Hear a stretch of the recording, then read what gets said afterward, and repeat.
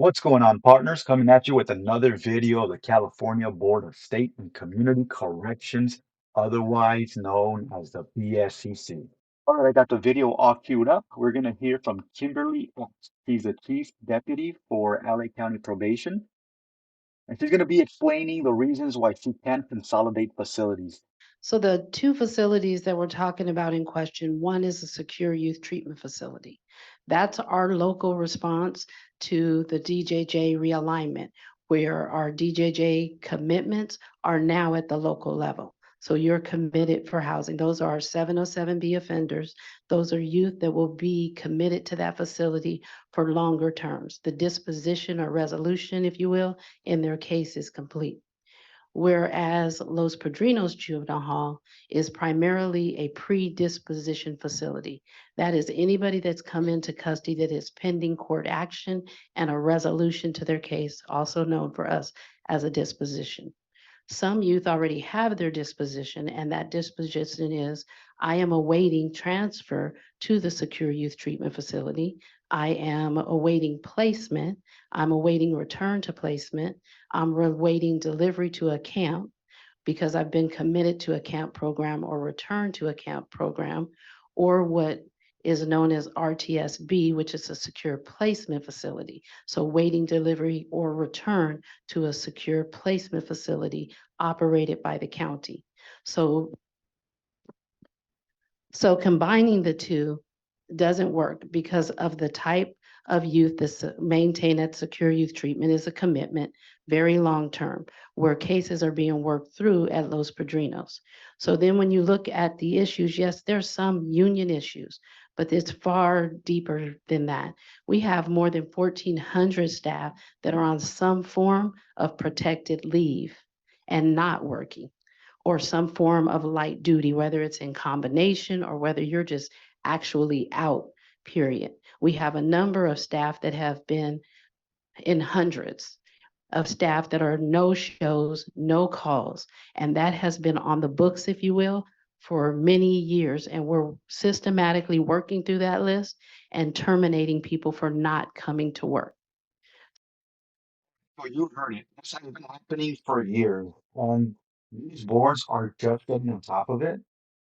There has been hiring freezes throughout the state, and these agencies have not been allowed to hire. They're trying to place the blame on the agency. It's not their fault. Now, going back to the two facilities are different facilities. One facility houses what you can call pre-trial. So these kids are awaiting trial. Once it is determined if they are guilty due to the severity of their crime, then they get placed in a secure facility if the crime deemed so, and if they're going to be a danger to the public. If they are not, then they get released back to the parents, back to a guardian, they get placed in a foster home, or they find another way to keep the child out of the system. If you combine both facilities, you're going to be combining children that have been sentenced of violent crimes, all of them, right? It's a secure facility. They've already been sentenced, they've been committed. You're going to be bringing all these minor criminals over, and you're going to be placing them with kids that we have not even determined if they're guilty. They haven't even done violent crimes. So now you're introducing victims into the program. And this is an issue that these commissions don't talk about. Lena Roldan's 18-year-old son is a prisoner at Chad. He's tried to commit suicide 3 times. Lena says her son is afraid of other inmates, and he says the guards are not protecting him. And I just seen my son today. He's marked up, he's scarred up, and he says that's his ticket to freedom if he kills himself. So it's hard. It's really hard to hear that. Critics say serious problems remain in California's 4, soon to be 3, remaining juvenile prisons. That's an example of what I'm talking about. That close facility down, you're going to bring a different type of criminal to a facility that's not intended to house that type of criminal. But these commissions like to sit in their chair and act like they know what's going on. Keep listening to Ms. Epp. What else does she have to say? Number of staff issues. We could say, well, it's the union, but that is not the primary issue. The primary issue is people on protected leave. People do get hurt. That happens through the course of these types of careers, any career, in fact. But we have a high number of people that are in positions that are not able to do the work of a peace officer and need to be transitioned out of those positions. We have a number of people that are off work and have no determination on their status for return to work. And then, as I said, we have a number, hundreds of people that have been no shows, no calls, whether they are assigned to the facility, whether it's available staff that could be deployed to work into the facility.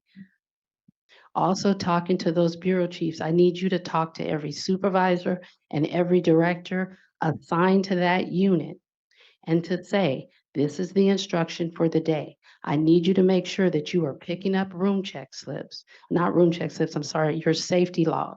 I need you to make sure that you are picking up the activity logs every single shift, that the activity log is complete. The third day, Wednesday, how are you staging staff when you come into a unit? If we have 3 staff, it's not practical for you to be staged at the very top of the unit. You should have one person posted nearest the door. You should have another posted to this wall, but in proximity to you. And then, as if in a triangle shape, one person posted at this back wall. You should be addressing issues as you see them emerging. Okay, it sounds like the chief deputy here is just addressing there isn't a lack of training. It sounds like there is a lot of senior management that has left. They either retired, they either got injured, or they just quit.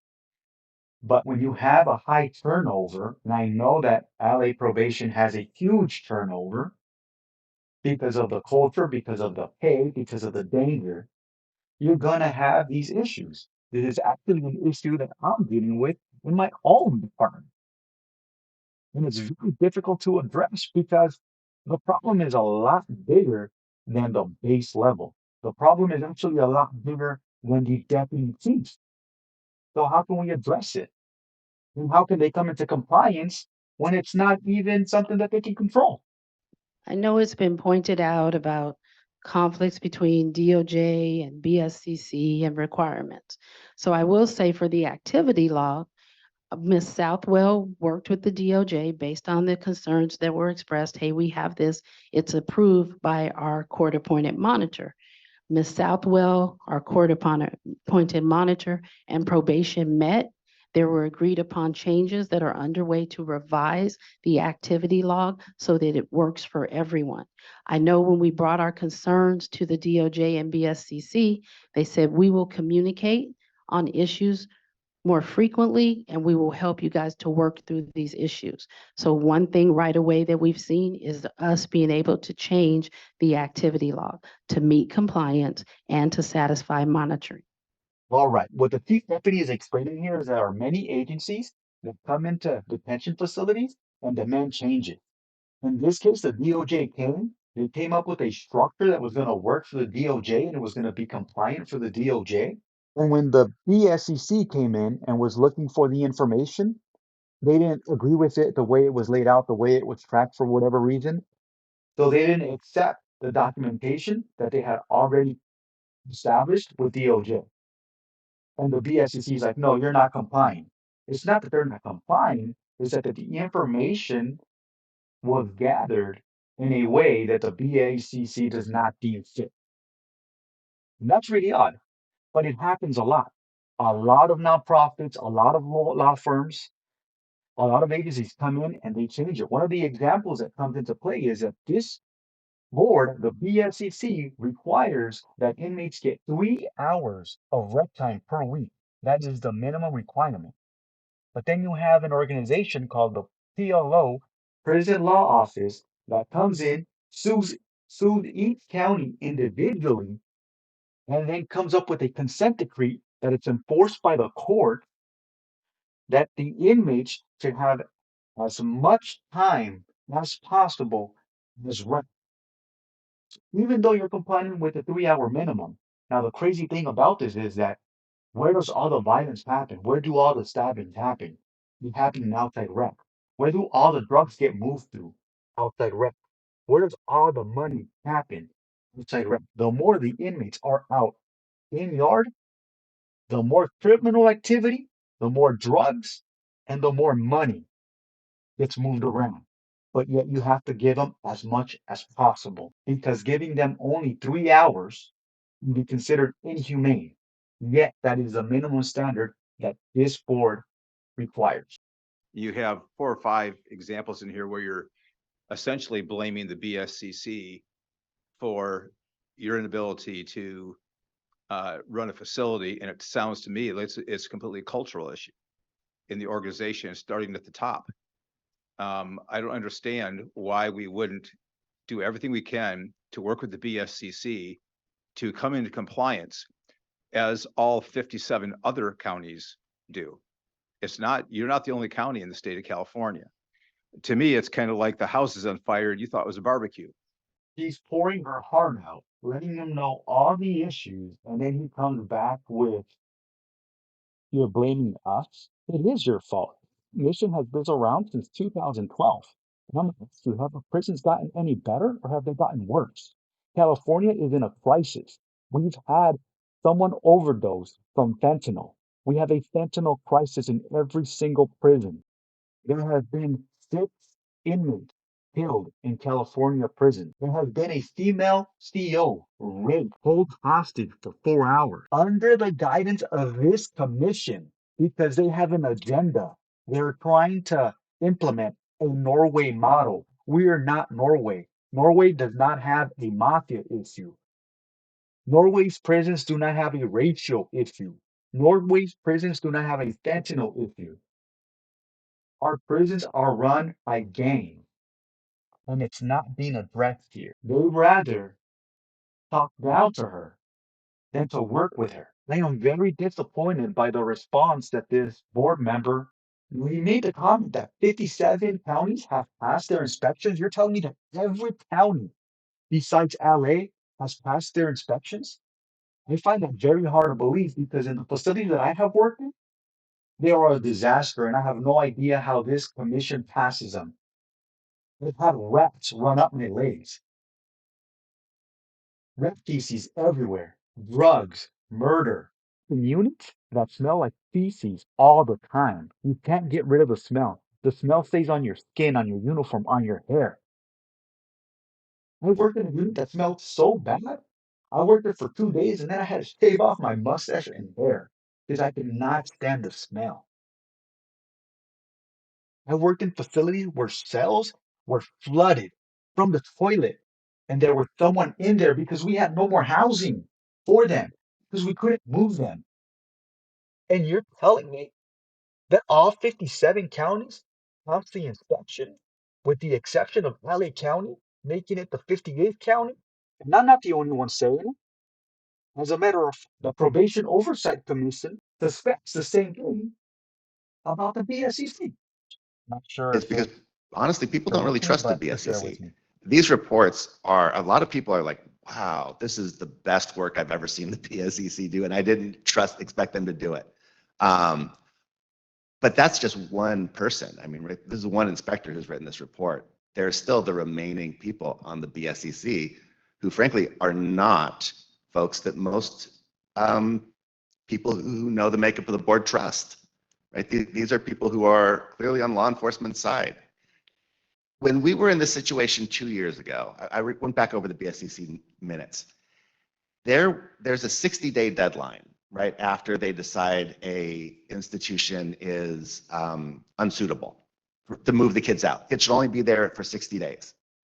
The BSCC decided to hold on to its notice for 2 weeks to, in my mind, unlawfully extend that period of time to give Los Angeles more time to try and evade the obvious decision or the obvious repercussions of the decision of a determination of unsuitability, right? The BSCC bends over backwards in order to not enforce the rulings and do the things that it's supposed to do. It has only been the threat of lawsuits, in my opinion, that have got the BSCC to the point we're at now, where they're even considering offering determinations of unsuitability. And I'm still not sure it's going to happen on the 15th. They say in their letter that they may extend it, even though the statute clearly says that determination has to be made at the next meeting. They're still reserving the right to continue this indefinitely and not make any decision. There you have it. Two organizations that are supposed to be working together don't agree with each other. So how can we even work together to get the task done? You can't. It's impossible. There are too many moving parts to this. And by sitting in those comfy chairs and changing laws, changing policies, they have unintended consequences. And those unintended consequences are getting people inside of concrete walls killed and injured. Not just the staff, not just the correctional officer, but also the prisoners. And they are the ones more in danger. There's going to be more fights. There's going to be more overdoses. There's going to be more murders. And those criminal actions have been facilitated by the implementations and guidance of these commissions. That's all I got. Remember to hold the line and let's hold them accountable.